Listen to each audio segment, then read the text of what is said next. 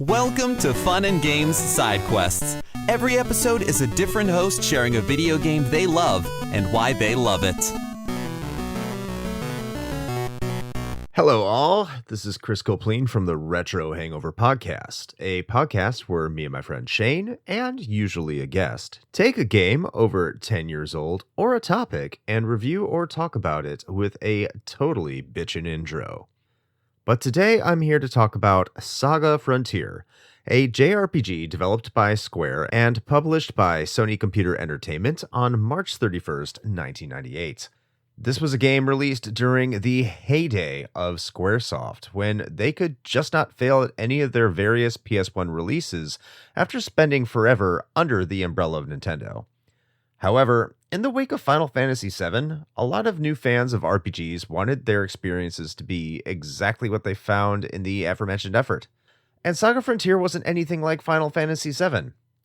Instead of 3D graphics, you had 2D pre-rendered sprites. Instead of a mostly linear game with a focus on storytelling, you had an almost entirely non-linear game with almost no storytelling at all. There are no gorgeous CG cutscenes. There isn't a singular heart-ripping moment for everyone to endlessly remember. This is a game about gameplay, its mechanics, and the way the player develops their party and supporting cast.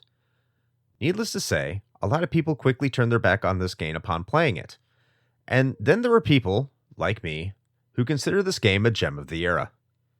For many people in North America, SaGa Frontier was an unfamiliar name. It wasn't entirely foreign to us Westerners, though, as the first 3 games came over under the name of Final Fantasy Legend. But the trilogy on the Super Famicom, called Romancing Saga, didn't receive any translation outside of Japan. Which is a shame, because that's where SaGa Frontier takes most of his gameplay cues from, especially from Romancing Saga 3.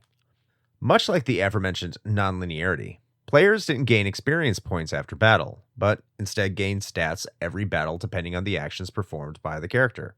Using swords, you might get some strength. Magic, you're probably going to get intelligence. All other stats one would typically associate with physical or magic attacks would align, and you could build your characters around these actions.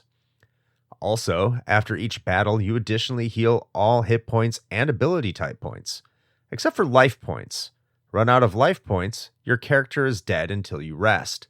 Sometimes the enemy can see you dead in battle and continue to attack you so that your life points drain. So you're going to want to heal them as quickly as possible. Speaking of party members, you can have a total of 15 party members that you can swap between at any time and that you can recruit throughout your journey, which can be different depending on your playthrough. Additionally, focusing on certain skill sets will gain you more abilities in that skill area. Keep using light magic, you'll get more light magic spells. Keep using gun attacks, more gun abilities await you at the end of battle. The same goes for sword and fighting abilities, which are also unarmed for fighting. And instead of getting those abilities at the end of battle, you get them during the fight itself. A small light bulb will flash over your character's head, and then they will perform the newly learned attack at no cost to you.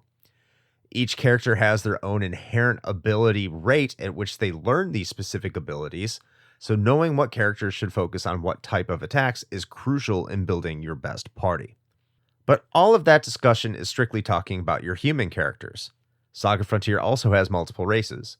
In addition to humans, you have mystics, who can absorb enemies with their abilities, robots, who gain hit points and abilities through what equipment they have on them, and monsters, who can eat your opponents at the end of battle, change their form, and gain new abilities from there. On top of all that, there are 7 different main characters that you can choose from, with their own scenario. There's Blue, a human mage who is looking to become the ultimate magic user before his brother Rouge does. Red, a human with an alternate identity of the superhero Alkaiser who is looking to avenge his family. Lute, a human slacker who randomly decides to avenge his father after getting kicked out of his house for being a bum.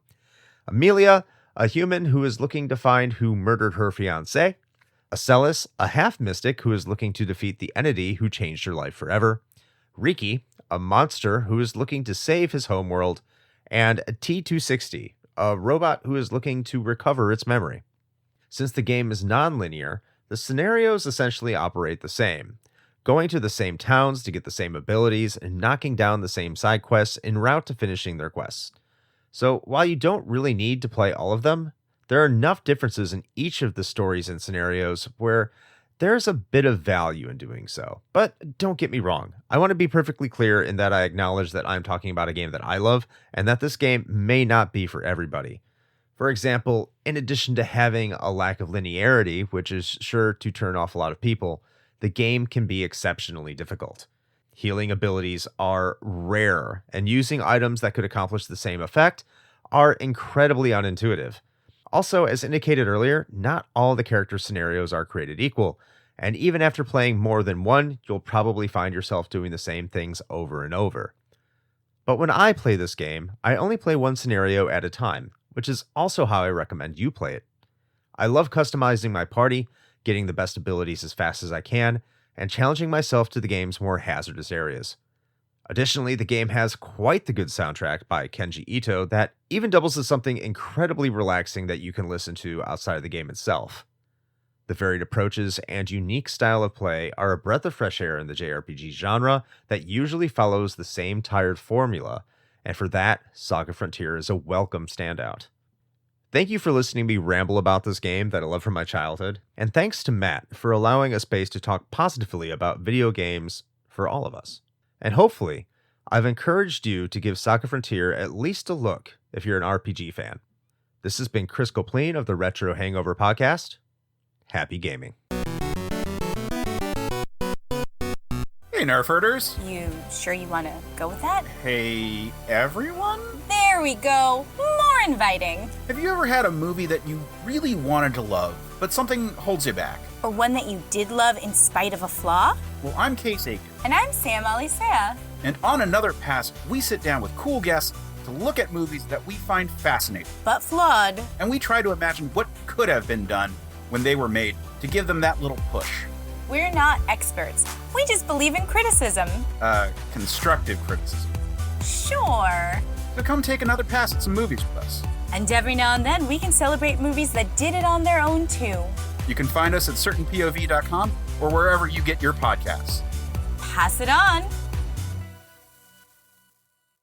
CPOV. certainpov.com.